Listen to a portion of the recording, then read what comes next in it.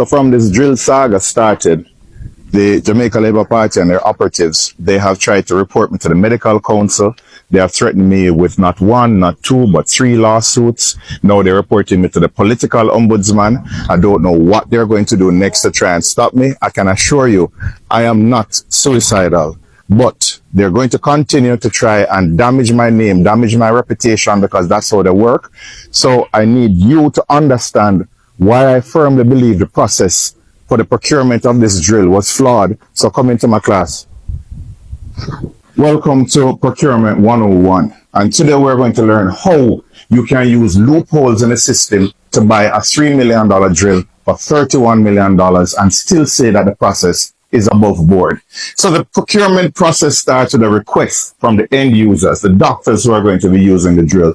They write up a request. It goes to prepare a tender document with all the specifications of that drill that is needed to perform the functions that they require as the end user.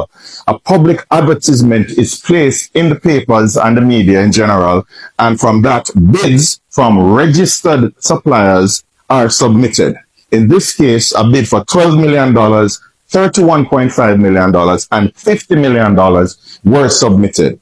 These bids went to an evaluation committee where they look back at the tender document to see whether or not the drills can perform the functions that the end users wanted in the initial request. In this case, the $12 million drill was excluded, leaving the doctors, the biomed engineers, and the procurement personnel to choose between a $31.5 million drill and a $50 million drill. Obviously, the choice would have come down to the way cheaper drill that was $31.5 million. This evaluation committee made a recommendation that was sanctioned by the Public Procurement Committee that certified that this process is above board, and after that, the contract was awarded. The problem is this.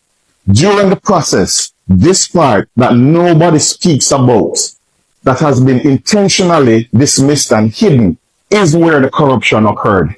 Because someone did an internal costing and determined that this drill that anyone can see online for close to about $3 to $4 million was valued at $32 million.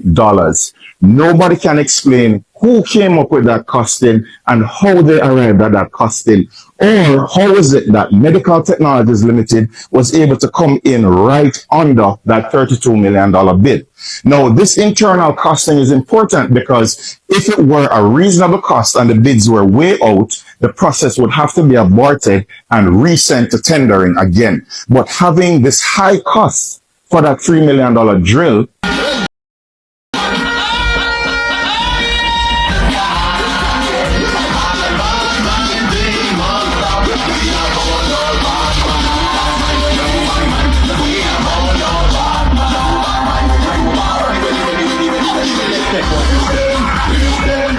One, two, three, four, five, and some people are come. Yeah, this is like the feedback.